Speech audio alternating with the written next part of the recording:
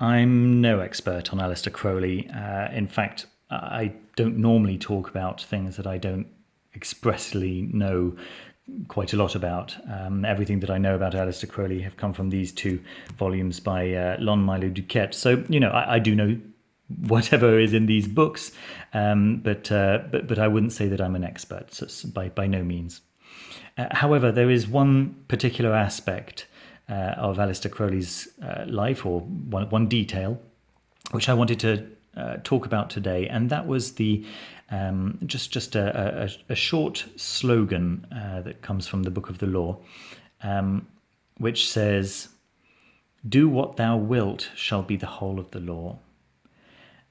And I wanted to talk about how misunderstood those words have been since they were originally written, and the implications. Any teenager who sees these words assumes that they mean a call to hedonism, a call to a rejection of responsibility. In fact, not only teenagers, most adults who see these words for the first time think this is an anarchist.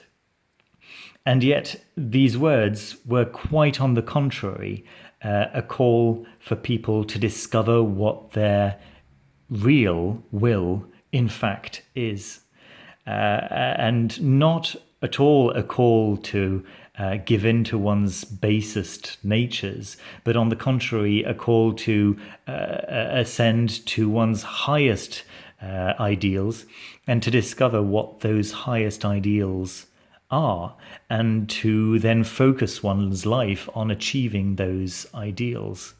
Not at all, therefore, a call to, give in to a craving for ice cream, right? I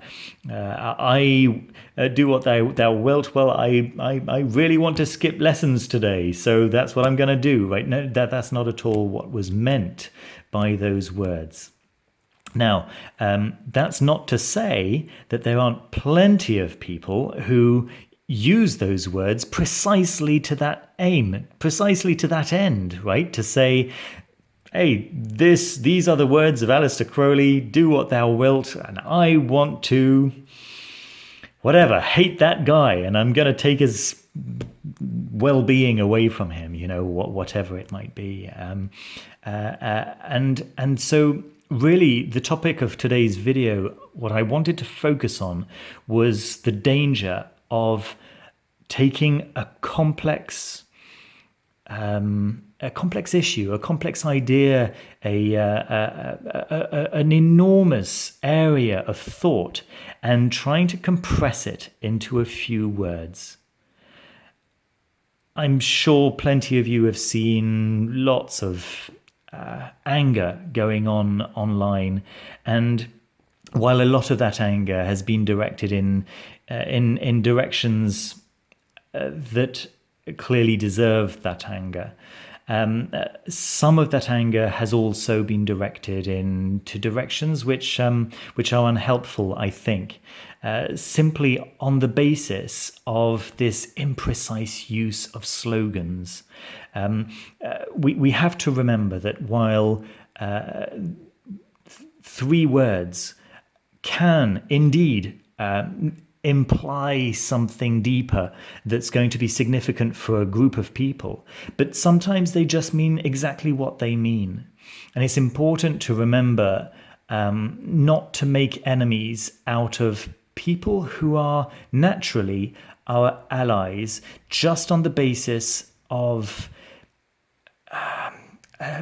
the lack of education, right? Somebody might not have realized the implications under a particular slogan. Somebody might not understand also that a slogan doesn't have those implications for a particular person. It's always important to find out about the person behind the slogan. What do they actually mean by these words? And I think that this is really vital in this very divisive moment in history. And I think that it's important also to be on the right side of this moment, which the history books will no doubt look back on and make judgments on us, on how we conducted ourselves.